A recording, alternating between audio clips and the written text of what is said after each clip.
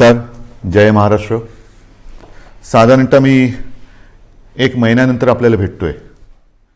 गेल्या वेळेला भेटलो होतो तेव्हा मला वाटतं दुसऱ्या दिवशी 1 मे होता, म्हणजे आपला महाराष्ट्र दिन होता.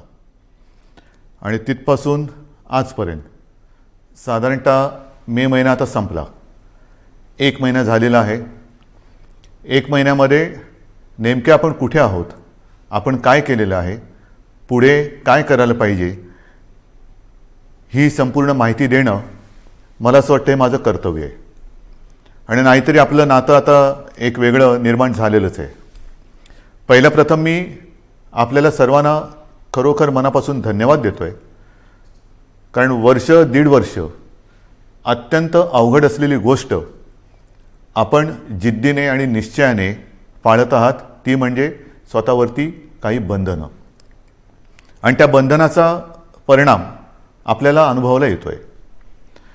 पुढे काही बोलण्याच्या आधी नक्कीच एक 8-10 दिवसापूर्वी जे एक वादळ, आता ही वादळाची नावं कोण ठेवतं, कसं ठेवतं, काही वेळेला त्याचे उच्चार कसे करायचे, हा सुद्धा एक मोठा प्रश्न असतो. पण ते वादळ हे आपल्या किनारपट्टीला स्पर्श करून गेलं. असं म्हटलं जातं की गेल्या काही दशकातलं सगळ्यात भीषण असं ते चक्रीवादळ होतं. आपण त्या मानाने सुदैवी ठरलो की आपल्याला ते स्पर्शून गेलं. पण गुजरातला मात्र पूर्ण ताकदीनिशी ते धडकलं. गेल्या वर्षी आपल्याला आठवते निसर्ग चक्रीवादळ आलं होतं, ते तर आपल्या रायगडमध्येच धडकलं होतं. ही आता एक नवीन दुष्टचक्र किंबहुना दुष्ट चक्रीवादळं अशी दरवर्षी आढळायला लागलेली आहेत. किंवा कुठे आदळतील, काय काय विध्वंस करतील, सांगता येत नाही. आणि तो करत असताना मग आपली एक नाही म्हटलं तरी तारंबळ उडते. एक तर करोनाचं संकट, त्याच्यामध्ये हे वादळ, फार पंचायत असते. त्या संपूर्ण किनारपट्टीतल्या काही धोकादायक वस्त्या असतात त्यातील लोकांना हलवणं, बरं ते हलवताना कोविडचे नियम पाळणं, या सगळ्या फार गोष्टी विचित्र असतात. आणि त्याही परिस्थितीमध्ये आपल्या प्रशासनाने फार चांगलं काम केलेलं आहे. जनतेनेही चांगलं सहकार्य केलं आणि म्हणून आपण थोडक्यात निभावलो असं मी म्हणतो.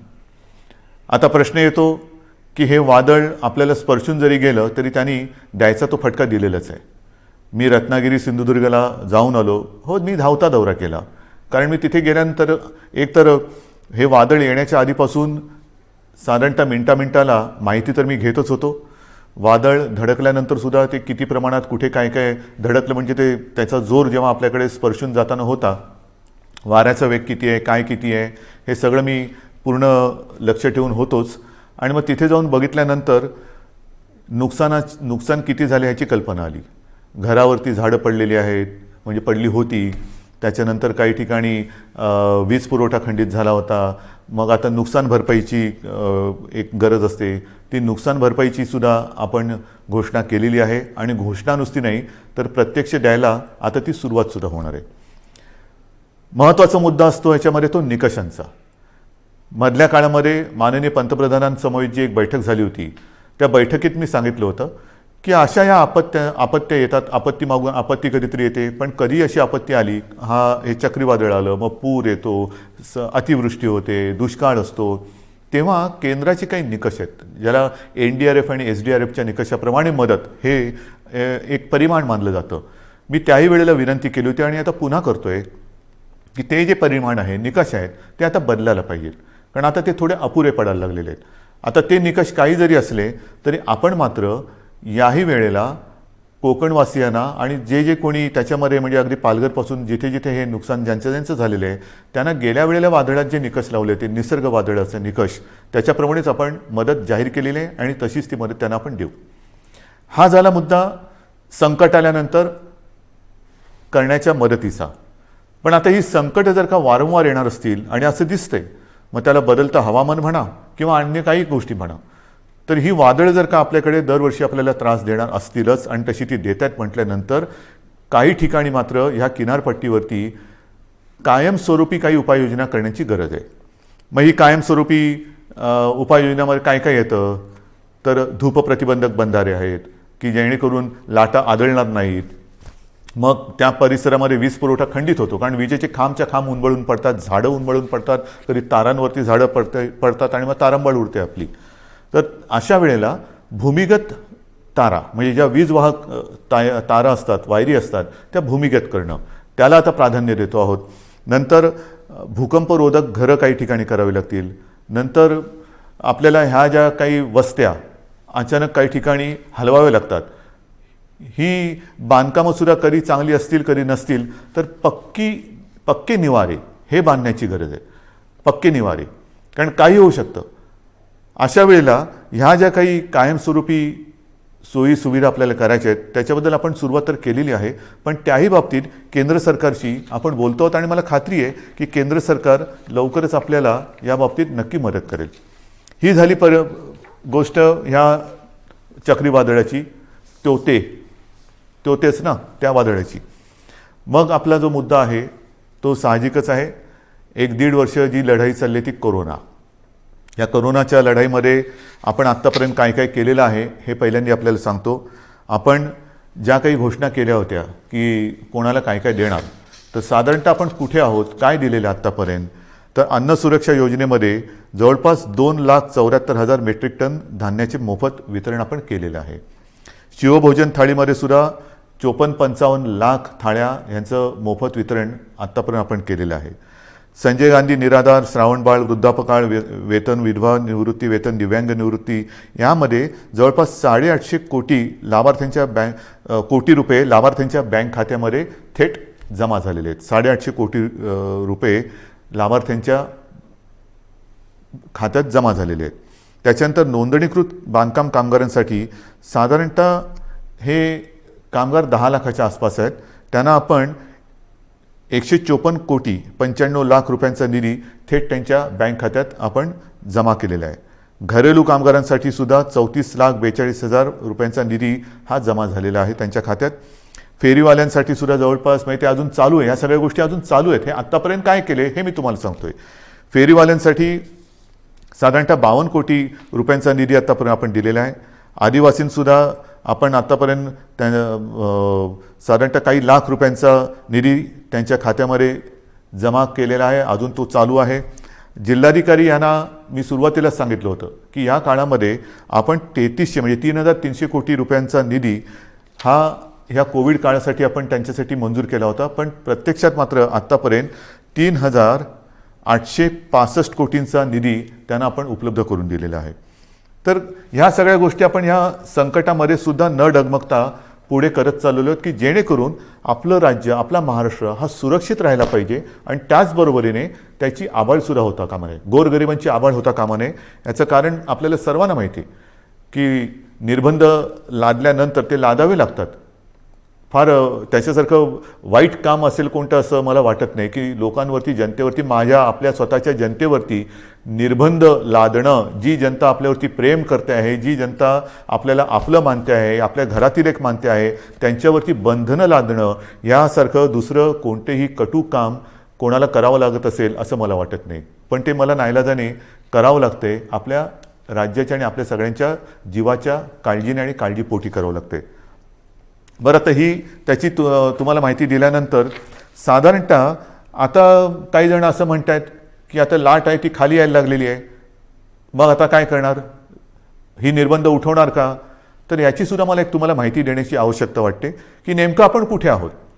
एक गोष्ट नक्की की गेल्या वेळेला मी आपल्याशी बोललो होतो त्याच्यात आणि आत्तामध्ये खूप फरक पडलेला आहे, नक्कीच पडलेला आहे. म्हणजे जर आपण पाहिलं तर आत्ता साधारणतः आजची म्हणजे 30 मे आजची जी परिस्थिती आहे त्याच्यात आपल्याकडे आज 18,000च्या आसपास रुग्णसंख्या आहे सापडलेली. मात्र अजूनही जी रुग्णसंख्या आहे ती एक 2-5 दिवसापूर्वीचा जर का आकडा पाहिला तर गेल्या लाटेमध्ये जी एक सर्वोच्च, ज्याला आपण पीक म्हणतो, ती जी संख्या होती तिच्या बरोबरीत आहे. आता थोडीशी कमी होते आणि आपल्याला कल्पना आहे की त्यावेळेला जे शिखर आपण गाठलं होतं ते सणासुदीच्या नंतर गाठलं होतं. ह्यावेळेचं शिखर हे सणासुदीच्या आधी आलेलं आहे. म्हणजे सर्वोच्च म्हणजे जो उच्चांक आहे त्याचीसुद्धा तुम्हाला एक तुलनात्मक मी हे सांगणारच आहे. परंतु आत्ता जर बघितलं तर साधारणतः 17 ते 19 सप्टेंबर 2020च्या सुमारास आपल्या राज्यामध्ये 24,886 रुग्ण होते एका दिवसात सापडणारे.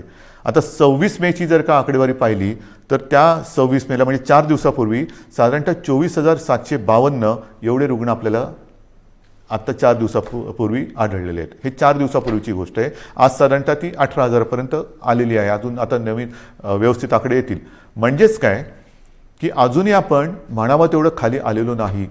गेल्या वेळेला जे एक सर्वोच्च जे पीक ज्याला म्हणतो आपण जे गाठलं होतं आणि ते खालून वरती आलं होतं, यावेळेला ही जी संख्या आहे ती वरून खाली आलेली आहे. म्हणजे तीही आकडेवारी माझ्याकडे असणार, मी तुम्हाला देतो ती पण आकडेवारी. एक गोष्ट दिलासादायक नक्कीच आहे.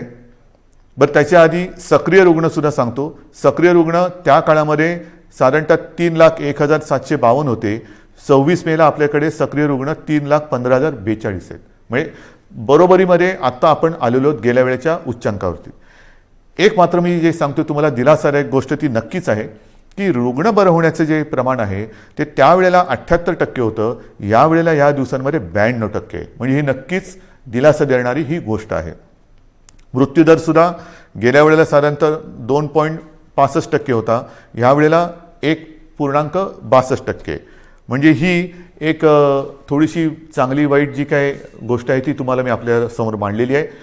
एक गोष्ट लक्षात ठेवा, पुन्हा एकदा सांगतो की रुग्णसंख्या जरी कमी होत चाललेली असली तरी देखील गेल्या वेळेला सर्वोच्च जी रुग्णसंख्या होती तिच्या बरोबरीत आत्ता आपण आलेलो आहोत. त्यावेळेनंतर आपण काही काळ अजूनही तेव्हा कडक लॉकडाऊन केला होता, हा ठेवलेला होता. आता आपण निर्बंध लावतो आहोत, कडक लॉकडाऊन आपण केलेला नाही.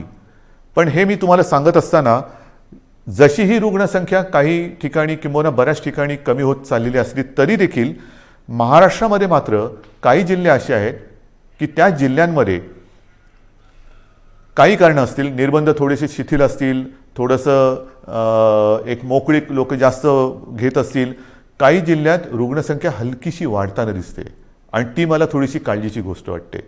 कारण शहरी भागामध्ये हे प्रमाण कमी होताना दिसतंय, ग्रामीण भागामध्ये हे प्रमाण हलकं वाढताना दिसतंय. हे प्रमाण आता आपल्याला ताबडतोब थांबवावं लागेल.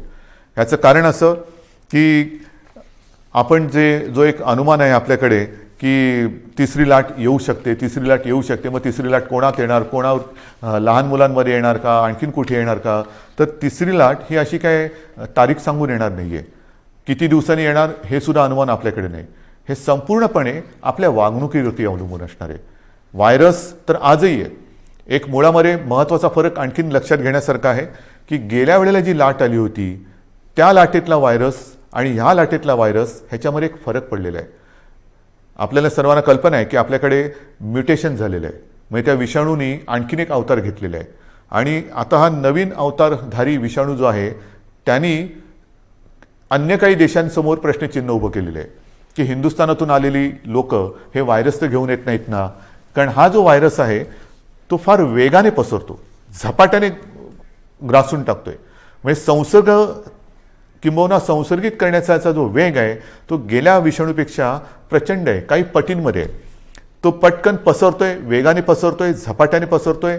आणि एकदा का ग्रासलं तर आणखीन एक गोष्ट थोडीशी या काळामध्ये लक्षात आलेली ती म्हणजे झपाट्याने तो ग्रासून टाकतोय, मात्र बरं व्हायला किंबहुना रुग्णाला बरं व्हायला उशीर लागतोय. ऑक्सिजनची आवश्यकता ही यावेळेला नक्कीच वाढली, कारण संख्या वाढली होती. जशी ऑक्सिजनची आवश्यकता वाढली त्याचप्रमाणे ऑक्सिजनची आवश्यकता नुसतीच वाढली नाही, तर ऑक्सिजनची आवश्यकता काही काळ म्हणजे दीर्घकाळ लागली. एखाद्या रुग्णाला ऑक्सिजनची आवश्यकता लागलीच तर काही जण सुदैवी आहेत ते पटकन त्यातनं निघाले बाहेर, पण काही जण हे ज्याला आपण लॉंग कोविड म्हणतो ते रुग्ण ह्यावेळेच्या लाटेमध्ये थोडे प्रमाणात गेल्या वेळेपेक्षा जास्त आढळत आहेत. तर ही एक नाही म्हटलं तरी तुम्हाला मी वस्तुस्थिती सांगितली की गेल्या वेळेची लाट आणि ह्या वेळेची लाट. आता तिसरी लाट त्याच्याबद्दल मी तुम्हाला नंतर सांगणारच आहे. पण ह्या निमित्ताने आता मध्ये हा जो काही उतार आलेला आहे त्या उतारामध्ये आपल्याला गेल्या वेळेला असं वाटलं होतं की किती वाढले, हां ठीक आहे दिवसाला 24,000 सापडले होते ना, त्याच्यापेक्षा पण कितीतरी आपण बेड्स वाढवलेले आहेत. त्या बेडची पण संख्या माझ्याकडे आहे, मी तीही तुम्हाला तेव्हा सांगितली होती की साधारणतः आता टेस्ट करणाऱ्या ज्या प्रयोगशाळा आहेत ह्या अगदी सुरुवातीला 2-1 होत्या, ह्याही तुम्हाला माहिती आहेत. आता सुमारे 600च्या आसपास आपण प्रयोगशाळा संपूर्ण राज्यात, मग RT-PCR आहेत, रॅट आहेत, आणखीनही काही किट नवीन नवीन बाजारात येत आहेत. ही सगळी केंद्र किंवा प्रयोगशाळा पण चालू केलेली आहेत. ICU बेड्स वाढवलेले आहेत, ऑक्सिजन बेड्स वाढवलेले आहेत. साधारणतः गेल्या वेळेला 3,60,000 होते, ते आता 4-4.5 लाखापर्यंत एकूण बेड्स गेलेले आहेत. हे जरी सगळं करत असलो तरी एका गोष्टीची आपल्याला फार आवश्यकता आहे आणि ती जेव्हा आता यावेळेला जाणवली ती म्हणजे ऑक्सिजन. मला अजूनही ते दिवस आठवले का घाम फुटतो. ऑक्सिजन आता काही तासापुरताच राहिलेला आहे. ऑक्सिजन केवळ आज रात्रीपुरताच राहिलेला आहे. अशी जेव्हा फोन हॉस्पिटलमधनं किंवा जिल्ह्यातनं येत होते तेव्हा संपूर्ण आपल्या प्रशासकीय यंत्रणेचे धाबे दणाणत होते. करायचं काय हा मोठा प्रश्न होता. ह्याचं कारण तुम्हाला सर्वांना मी मागेही सांगितलेलं आहे की आपल्या राज्यात ऑक्सिजन निर्मितीची क्षमता ही साधारणतः 1200 मेट्रिक टन आहे. 1200 ते 1250. आता आणखीन त्याच्यामध्ये काही जणांनी जसं काही साखर कारखान्याने ऑक्सिजन निर्मिती सुरू केलेली आहे, काही हॉस्पिटलमध्ये PSA प्लांट लागलेले आहेत. असे सगळे मिळून एक 1250 होतं तर 1300पर्यंत गेलेलो असू. पण प्रत्यक्ष आपल्याला यावेळेला ऑक्सिजनची आवश्यकता लागली ती 1700 मेट्रिक टन दर दिवसाला. म्हणजे आपण निर्मिती करत होतो 1200, त्याच्यामध्ये 500 अधिक लागले. बरं, या 1200मध्ये आपण उद्योगाचा ऑक्सिजन, ज्या उद्योगाला ऑक्सिजनची आवश्यकता लागते तो ऑक्सिजन पूर्ण बंद करून संपूर्ण ऑक्सिजन आरोग्यासाठी आणि या रुग्णांसाठी वापरला. तोही कमी पडला आणि मग मात्र जी काय आपली तारंबळ उडाली होती की जामनगरमधनं मागो, भिलईतून मागो, रूरकेलामधून मागो, म्हणजे काही शेकडो ते काही हजारो किलोमीटर अंतरावरून आपल्याला ऑक्सिजन आणावा लागत होता. आजही तो आपण आणतो आहोत तसं पाहिलं तर. आणि आपल्याला कल्पना आहे, आपण बातम्यात पाहिलं असणार की इथून रिकामे टँकर्स हे केंद्राच्या मदतीने एअरलिफ्ट करून ते जे ऑक्सिजन प्लांट बाहेरच्या राज्यात आहे तिथे नेत होतो आणि ते भरल्यानंतर मात्र आपल्याला ते रस्त्याने किंवा ट्रेनने आणावं लागत होते.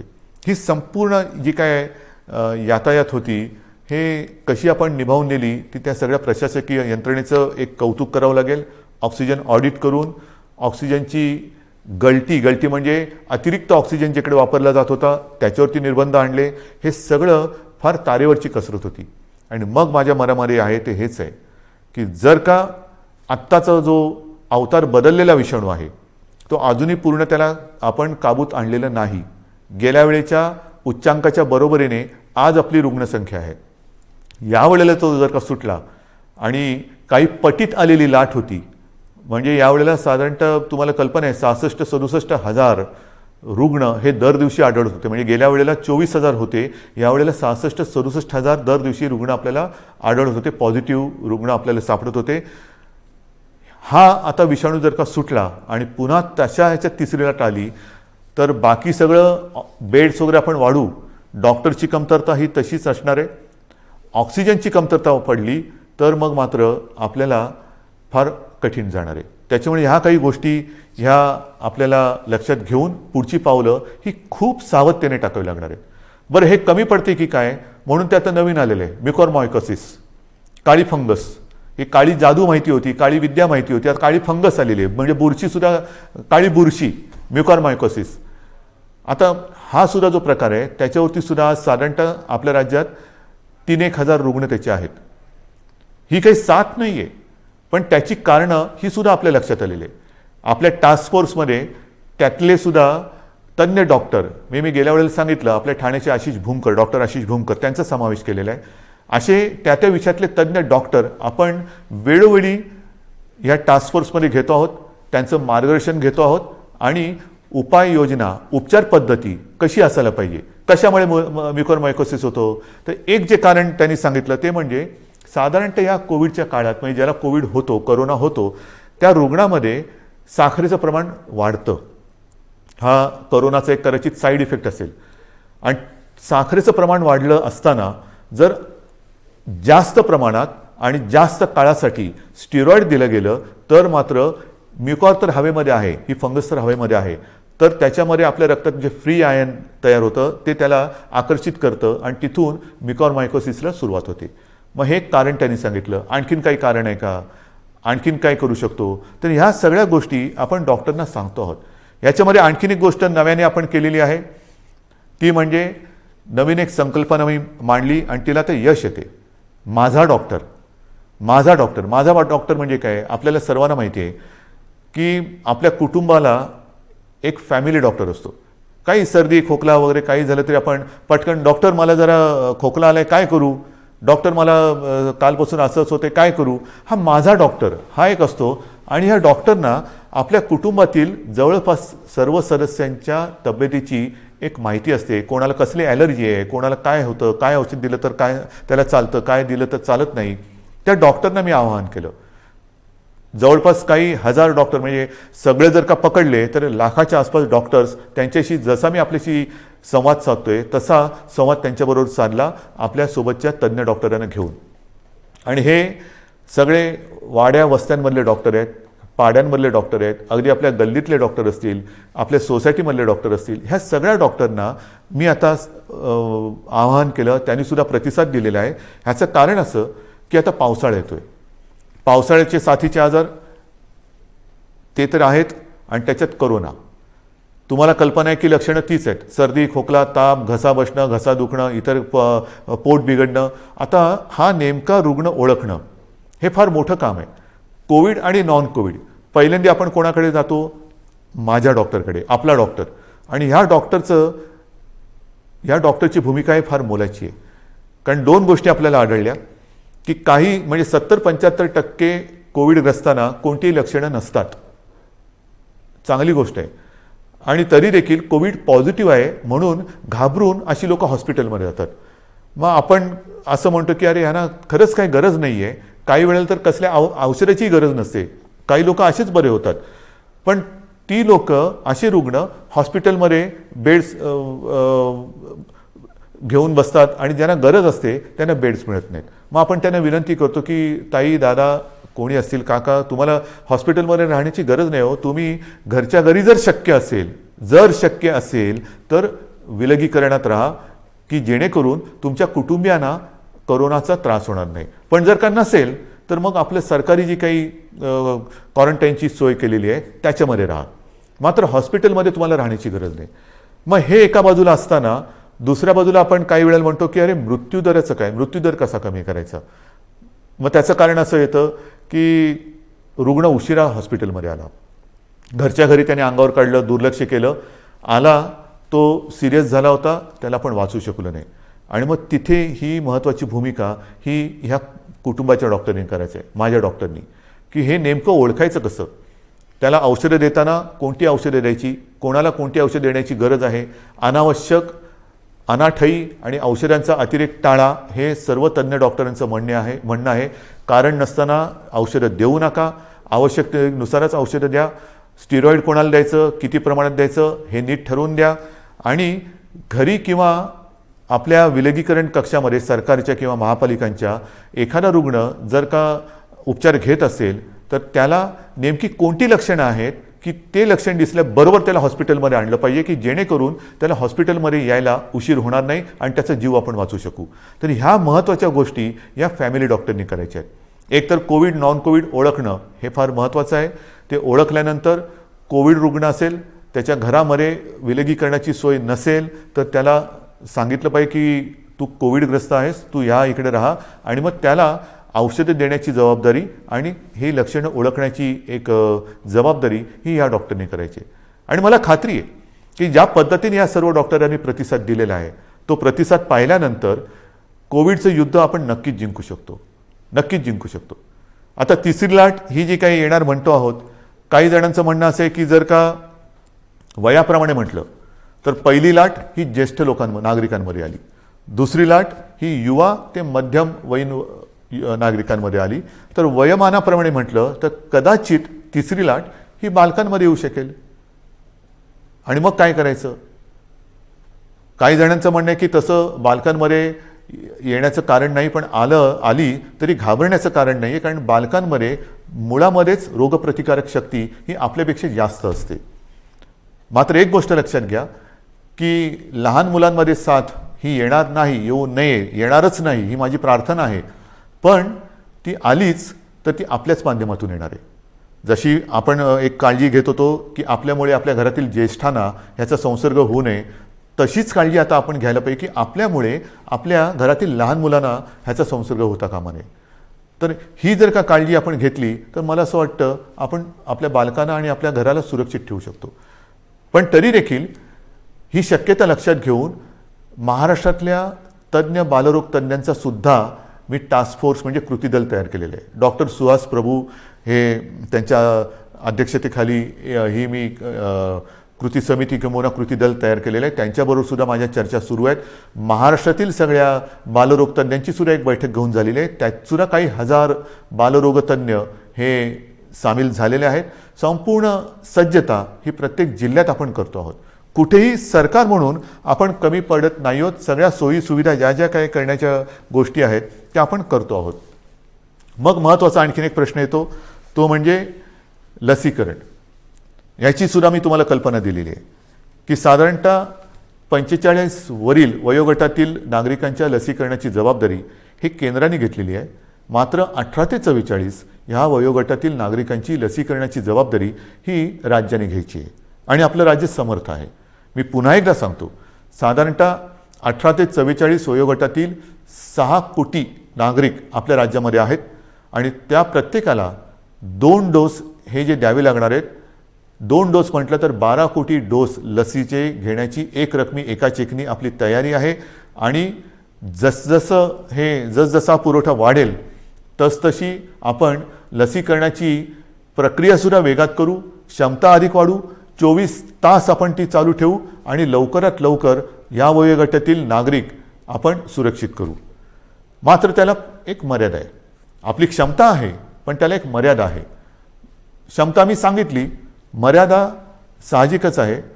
लसीकरणासाठी लागणारी लस आणि त्याची उत्पादन क्षमता, अजूनही उत्पादन क्षमता आपल्याकडे ज्या लसी निर्माण होत आहेत त्यांची तेवढी झालेली नाही.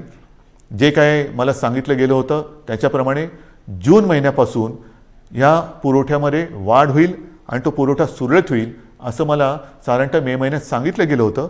मे तर आता संपलेला आहे. आपल्याला लस नाही म्हटलं तरी प्रमाण हळूहळू वाढतं आहे. जसजसं हे प्रमाण वाढेल तसतसं आपण आपल्या या लसीकरणाचा वेगसुद्धा वाढवणार आहोत. आता या महिन्यामध्ये जेवढ्या लसी येतील त्या जास्तीत जास्त लसी आपण घेणार आहोत आणि तेवढ्या सर्व नागरिकांना आपण सुरक्षित करणार आहोत. आजपर्यंत साधारणतः 2 कोटीच्या वर म्हणजे 2.25 कोटी नागरिकांचं आपण लसीकरण केलेलं आहे. म्हणजे 12 कोटी जनतेत साधारणतः 2.25 कोटी नागरिकांना आपण लसीकरण केलेलं आहे. दुसरा डोस, पहिला डोस मधल्या काळामध्ये थोडीशी पंचायत झाली होती पण ती सुद्धा आपण करतोय, कारण ज्यांना पहिला डोस दिला त्यांच्यासाठी दुसरा डोस उपलब्ध नव्हता. मग आपण ते थोडंसं सांभाळून घेतलं आणि त्याकरता मधल्या काळात आपल्याला 18 ते 44 या वयोगटातील नागरिकांचं लसीकरण थोडा काळ स्थगित करावं लागलं होतं. लवकरच ते पुन्हा जोमाने आपण सुरू करणार आहोत. तर ही एक लसीकरणाची परिस्थिती आहे. उच्च शिक्षणासाठी जे परदेशी जाऊ इच्छितात त्या विद्यार्थ्यांसाठी सुद्धा आपण लसीकरणासाठी एक वेगळी सोय केलेली आहे, कारण त्यांचं टाईम टेबल हे वेगळं आहे. तिथल्या टाईम टेबलप्रमाणे तिथे त्यांना जर का पोचायचं असेल तर त्यांच्यासाठी सुद्धा आपण ती तशी सोय केलेली आहे. तर ह्या एक एक गोष्टी मी तुम्हाला सांगत जातोय. आता नेमकं असं आहे की ह्या सगळ्या गोष्टी चालू असताना विषय येतो तो आपला शिक्षणाचा, कारण शिक्षण हा सुद्धा एक महत्त्वाचा घटक आहे. याही बाबतीत आपल्याला कल्पना आहे की 10वीच्या परीक्षांच्या बाबतीत आपण निर्णय घेतलेला आहे की यावर्षी 10वीच्या परीक्षा न घेता त्याच्यासाठी सुद्धा आपण एक मूल्यांकन करून 10वीच्या विद्यार्थ्यांना आपण त्याप्रमाणे पास करणार आहोत. 10वीचा तर निर्णय घेतला, 12वीचं काय करणार? कारण 12वीचा सुद्धा निर्णय घ्यावा लागेल. तर 12वीच्या बाबतीत सुद्धा आपण एक आढावा घेतो आहोत. त्याच्या बाबतीत सुद्धा एक पद्धत काय ठरवता येईल ती सुद्धा आपण ठरवून लवकरात लवकर हाही निर्णय आपण घेणार आहोत. पण मला एक गोष्ट अशी वाटते की जशी 12वीची परीक्षा आहे की ज्या 12वीच्या परीक्षेवरती पुढचं शिक्षण अवलंबून असतं, मग नीटची परीक्षा असेल, इंजिनिअरिंगची असेल, आणखीन कसली असेल, इतर राज्यात जाऊन शिकण्याची वेळ येते. तर त्याकरता थोडं एक केंद्राने सुद्धा धोरण ठरवायला पाहिजे. ही परिस्थिती संपूर्ण देश नव्हे जग ग्रासून टाकणारी ही परिस्थिती आहे. 100 वर्षापूर्वी अशी परिस्थिती आली होती आणि त्याच्यानंतर ही परिस्थिती जिला आपण तोंड देत आहोत. तर ज्या परीक्षांचं महत्त्व इतर पुढच्या आयुष्यावरती परिणाम करणारं आहे, भवितव्य त्याच्यावरती अवलंबून आहे, मी माननीय पंतप्रधानांना गेल्या वर्षी एक विनंती केली होती, तीच आज आपल्या माध्यमातून करतोय. कदाचित मी पत्र पण लिहायचे असेल तर पत्र लिहीन, बोलायची आवश्यकता असेल तर बोलीन सुद्धा, की काही वेळेला हे जे निर्णय आहेत ते सर्व देशासाठी त्याचं एक धोरण असलं पाहिजे. की 12वीची परीक्षा आहे, काय करायला पाहिजे, आणखीन काही परीक्षा असतील तर देशात त्याचा जर का एक पडसाद उमटणार असतील तर देशासाठी एक धोरण असायला पाहिजे. शैक्षणिक धोरण हे एक असायला पाहिजे. हा निर्णय हा केंद्राने एक घ्यायला पाहिजे. केंद्राने एक थोडंसं आम्हाला मार्गदर्शन करायला पाहिजे. 10वीचा निर्णय आम्ही घेतला, 12वीचं पण आम्ही घेणार आहोत, पण तो निर्णय देशभर सारखा पाहिजे. नाहीतर एखाद्या राज्यामध्ये समजा ही परिस्थिती आटोक्यात असली तर तिकडे परीक्षा होते, एखाद्या राज्यामध्ये परिस्थिती आटोक्याच्या बाहेर असेल तर परीक्षा होणार नाही. विद्यार्थ्यांचं नेमकं भवितव्य काय, तर त्याच्यात सुद्धा एक समानता असली पाहिजे. ठीक आहे, काही वेळेला राज्यांच्या परिस्थितीनुसार, जसं मी तुम्हाला सांगितलं की आज सुद्धा आपल्या राज्यामध्ये काही जिल्ह्यामध्ये परिस्थिती कोविडची आपण काबूत आणलेली आहे, काही मात्र ठिकाणी थोडीशी अजूनही वाढते आहे. असं काही राज्यांमध्ये आहे. काही राज्यांची परिस्थिती चांगली आहे, काही राज्यांमध्ये अजूनही वाढते, काही राज्य तसे स्थिर आहेत. तर धोरण मात्र एक असायला पाहिजे. आणि मी माननीय पंतप्रधानांना एकदा पुन्हा विनंती करणार आहे. पण त्याचबरोबरीने या गोष्टी ज्या आपण बघतो आहोत की साधारणतः लाटांमागून लाटा येत आहेत, मग काय करायचं. ऑफिसच्या बाबतीत जसं मी म्हटलं की वर्क फ्रॉम होम, तसंच शिक्षणाच्या बाबतीत सुद्धा काही क्रांतिकारक निर्णय आपल्याला घेण्याची गरज आहे. की काय करता येईल, अजूनही हे नेटवर्किंग कसं करता येईल, केबलिंग कसं करता येईल, की मुलांना सुद्धा जर का हा लॉकडाऊन किंवा कोविड अजून काही महिने काही काळ चालला, आपल्याला असं वाटलं होतं की 2020 हे वर्ष कोविडग्रस्त म्हणून होईल आणि 21मध्ये सगळी दारं उघडतील, तर झालं भलतंच. 20पेक्षा अधिक मोठ्या प्रमाणात ती लाट आली. आणि ती लाट आल्यानंतर सणासुदीला अजून सुरुवात व्हायची, त्याच्या आधी ही मोठी लाट आली. पुढे कसं जायचं हा एक प्रश्न आहे. तो प्रश्न सोडवताना शिक्षणाचा प्रश्न कसा सोडवायचा, शिक्षण चालू राहिलं पाहिजे. तर त्याच्यासाठी शिक्षणामध्ये सुद्धा काही क्रांतिकारक निर्णय घेण्याची आवश्यकता आहे. आणि त्याही बाबतीमध्ये आपण निर्णय घेत आहोत, काही योजना तयार करतो आहोत. वर्क फ्रॉम होमसारखं शिक्षण कसं करता येईल, ऑनलाईन काय करता येईल का, या सगळ्या गोष्टी आपण बघतो आहोत की जेणेकरून आपल्याला त्याच्यात त्रास होणार नाही. जसं मी तुम्हाला सांगितलं की तिसऱ्या लाटेची तयारी करताना मी गेल्या महिन्यामध्ये काही उद्योगपतींची बैठक घेतली होती, याही आठवड्यात मी घेणार आहे. की लॉकडाऊनसारखी परिस्थिती निर्माण झाली तरी देखील अर्थचक्र फिरलं पाहिजे. आणि अर्थचक्र फिरण्यासाठी उद्योगधंद्यांनी काय करायला पाहिजे, कामगारांची व्यवस्था कशी केली पाहिजे, ह्या जशा काही गोष्टी करायच्या आहेत तशाच काही गोष्टी आपल्याला शिक्षणासाठी सुद्धा कराव्या लागणार आहेत. आणि ह्या सगळ्या गोष्टी करत असताना आपल्याला सर्व काही हळूवारपणाने पूर्वपदावरती आणावंच लागेल. एक एक एक एक गोष्ट नाही तर प्रत्येक वेळेला कोरोना वाढला की लॉकडाऊन करा, कोरोना कमी झाला की कुलूप उघडा, म्हणजे मला फक्त तेवढंच एक चावीवाल्याची भूमिका करावी लागली. अशी एकदा चावी फिरवा, अशी एकदा चावी फिरवा, हे काय काम आवडणारं काम नाही आहे. आपल्याला कोविडसोबत राहायचं नाही तर कोविडवरती मात करायची आहे. आणि म्हणून मला असं वाटतं की काही गोष्टी ह्या आता आपल्याला जाणीवपूर्वक कराव्या लागतील. मधल्या काळामध्ये एक थोडीशी शिथिलता आणण्याचा आपण प्रयत्न केला. ती शिथिलता, त्याचे दुष्परिणाम ते सुद्धा आपण बघितलेले आहेत. आणि मग काही गोष्टी ह्या आपल्याला अंगीकाराव्याच लागतील. ज्या 3 गोष्टी सातत्याने सांगतो, मास्क वापरा, हात धुवा, अंतर ठेवा, त्याबरोबरीने आपल्याला काही मोहिमा, जसं माझे कुटुंब माझी जबाबदारी, ही मोहीम आपण राबवली, यशस्वीपणाने राबवली, त्याचाही चांगला परिणाम आपल्याला मिळाला. आता पुढे काय करायचं, मला असं वाटतं जर का आपण ठरवलं, आणि आपण ठरवू शकतो, हे जे काही आपण नियंत्रण आजसुद्धा दुसऱ्या लाटेवरती आपण आणलेलं आहे. आज सर्वत्र देशात आणि परदेशात सुद्धा महाराष्ट्राचं कौतुक होते, महाराष्ट्र सरकारचं कौतुक होते. पण हे कौतुक केवळ सरकारचं नाही तर आपलं आहे, मायबाप जनतेचं आहे. सरकार काय करणार, सरकार नियम लावेल, सरकार बंधनं टाकेल, पण जनतेने जर का सहकार्य नाही केलं तर कोणतेही सरकार यशस्वी होऊ शकत नाही. तर आत्ताचं हे नियंत्रण आहे, आत्ताचं जे काही नाही म्हटलं तरी आपण, मी यश अजून म्हणत नाही पण नियंत्रणच म्हणू, हे संपूर्णपणे आपलं श्रेय आहे, माझ्या माता भगिनींचं आणि बांधवांचं श्रेय आहे. आपण सहकार्य केलं नसतं तर कोविडचा लढा आज दुसऱ्या वेळेला आपण काबूत आणू शकलो नसतो. अजून तो संपलेला नाही, पण मला खात्री आहे तुम्ही जिद्दी आहात, तुम्ही लढवय्ये आहात. तुम्ही एकदा जर का मनात आणलं तर ते तुम्ही करू शकता. आणि म्हणून मी तुम्हाला एक गोष्ट आणखीन सांगणार आहे की जसं माझे कुटुंब माझी जबाबदारी आपण एक मोहीम राबवली, मी जबाबदारी मोहीम राबवली, तसं जर का प्रत्येकाने ठरवलं, कारण मी आपल्याला बोललोच की आता शहरी भाग आणि ग्रामीण भागामध्ये ही लाट वाढते आहे. थोडं लाट म्हणजे थोडीशी रुग्णवाढ होते. शहरांमध्ये आता नाही म्हटलं तरी बऱ्यापैकी नियंत्रणात आहे. पण शहरं काय आणि गाव काय, प्रत्येकाने जर का ठरवलं की मी माझं गाव करोनामुक्त करीन, करोनामुक्त गाव आपण नाही करू शकत. करोनामुक्त गाव जर प्रत्येक नागरिकाने जर ठरवलं की माझं घर मी करोनामुक्त ठेवीन, माझं घर करोनामुक्त, सगळ्यांनी ठरवलं माझं घर करोनामुक्त, तर ती वस्ती करोनामुक्त झाली. सर्व वस्त्यांनी जर ठरवलं की आपण करोनामुक्त राहायचं, गाव करोनामुक्त झालं. गावाने सर्व ठरवलं तालुका करोनामुक्त होणार, जिल्हा करोनामुक्त होणार, सर्व राज्य करोनामुक्त होईल. आणि होऊ शकतं, झालेलं आहे. माझ्यासमोर आता 3 नावं आहेत. एक तर आपल्याला सर्वांना कल्पना आहे, आपले पोपटराव पवार, हिवरे बाजार, त्यांनी त्यांचं गाव करोनामुक्त केलेलं आहे. त्याचबरोबरीने 2 तरुण मुलं आहेत, मला कौतुक आहे त्यांचं, नवीन सरपंच आहेत. एक आहे ऋतुराज देशमुख, सरपंच घाटणे, तालुका मोहोळ, आणि दुसरी आहे कोमलताई करपे, ह्या सुद्धा आंत्रोळी तालुका दक्षिण सोलापूरच्या. ह्या तिघांनी म्हणजे पोपटराव पवारांनी तर केलंच, पण ह्या दोघांनी 2 तरुण मुलं आहेत, ह्या दोघांनी आपापलं गाव करोनामुक्त केलं आहे.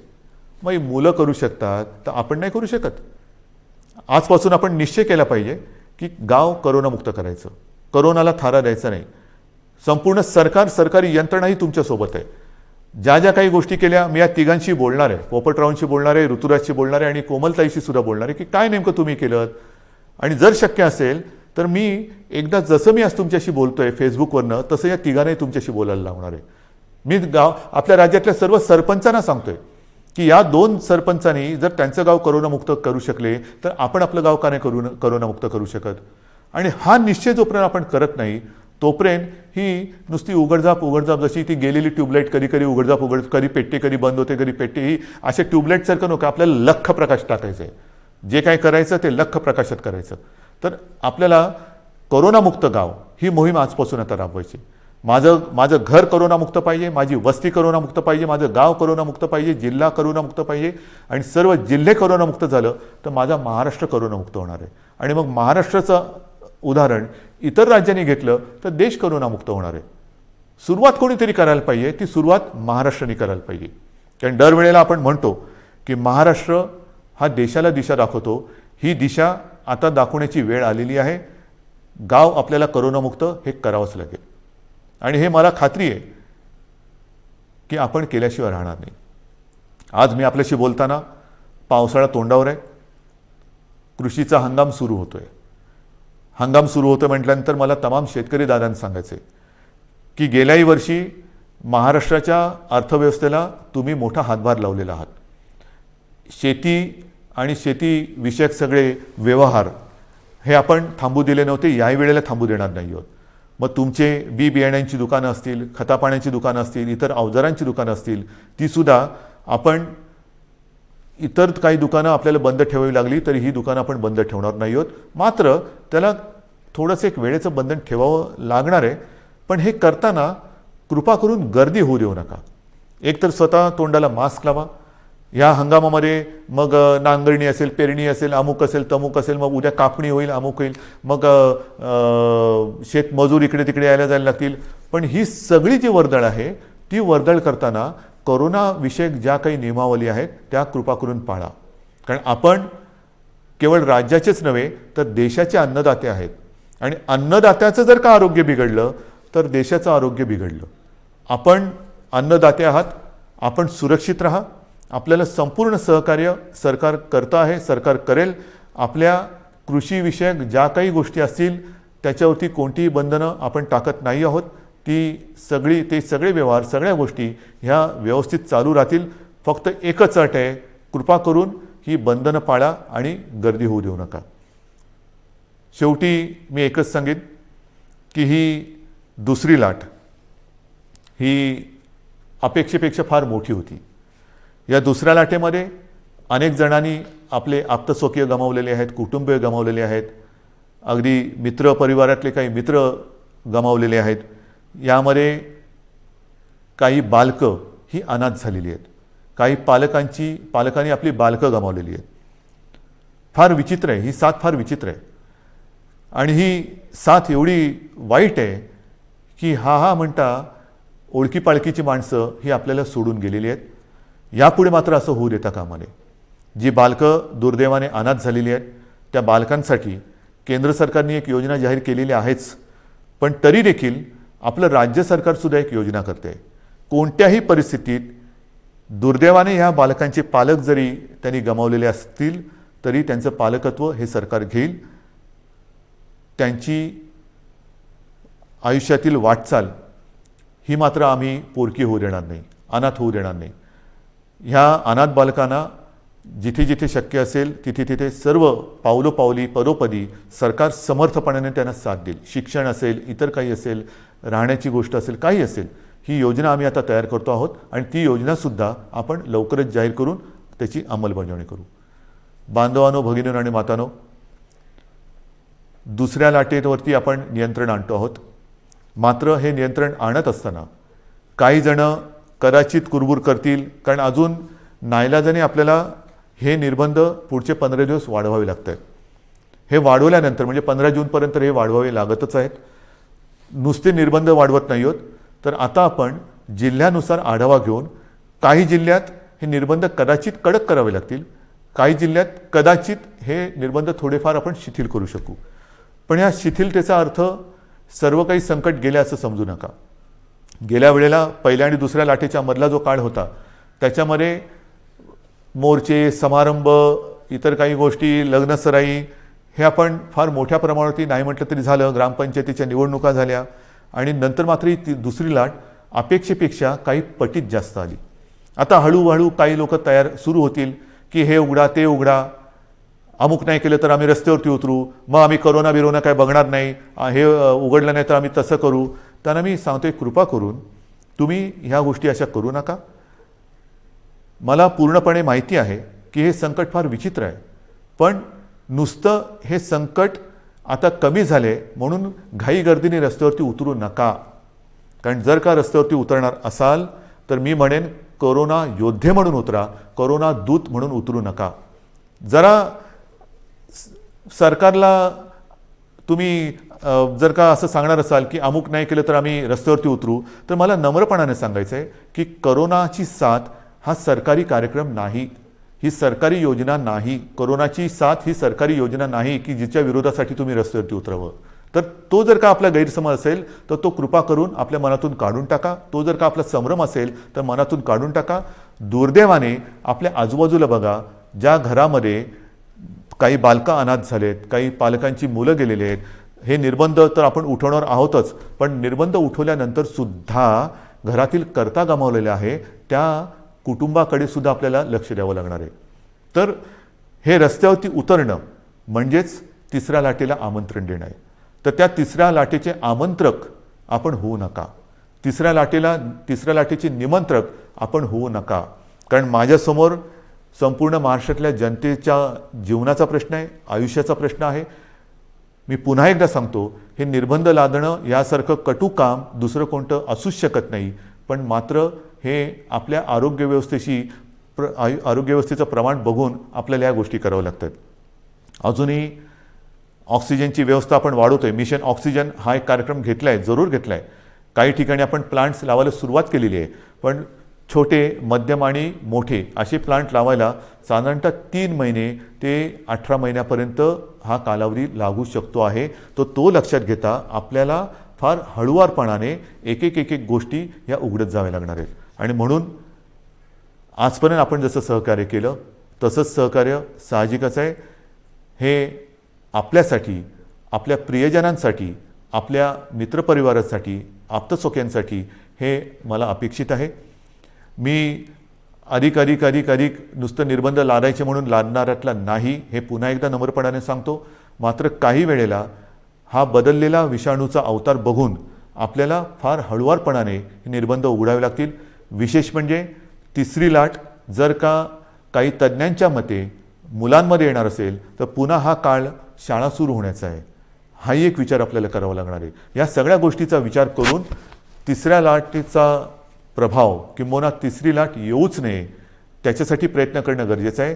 आणि मला खात्री आहे, मी पुन्हा एकदा सांगतो की करोनामुक्त गाव ही योजना जर का आपण सफल केली तर तिसरी लाट आपण येऊच देणार नाही. कारण 2 वेळा आपण हे करून दाखवलेलं आहे. पहिली लाटसुद्धा आपण नियंत्रणात आणून दाखवली, दुसरी लाटसुद्धा आपणच नियंत्रणात आणून दाखवली. आता 2 वेळेचा अनुभव लक्षात आल्यानंतर काय केल्यानंतर काय होतं, त्याच्यामुळे काय करावे आणि काय करू नये हे आपल्याला चांगलं कळलेलं आहे. आणि ते कळल्यानंतर मला खात्री आहे सगळ्यांनी जर का जिद्दीने ठरवलं की माझं घर मी करोनामुक्त करेन, माझं गाव मी करोनामुक्त करेन, माझं जिल्हा करोनामुक्त करेन, माझं राज्य करोनामुक्त करेन, हा जर का निर्धार आपण केला तर तिसरी लाट आपण येऊ देणार नाही आणि ती येऊ देऊ नका अशी एक विनंती करून तूर्त मी आपली रजा घेतो. धन्यवाद. जय हिंद, जय महाराष्ट्र. एबीपी माझा, उघडा डोळे बघा नीट.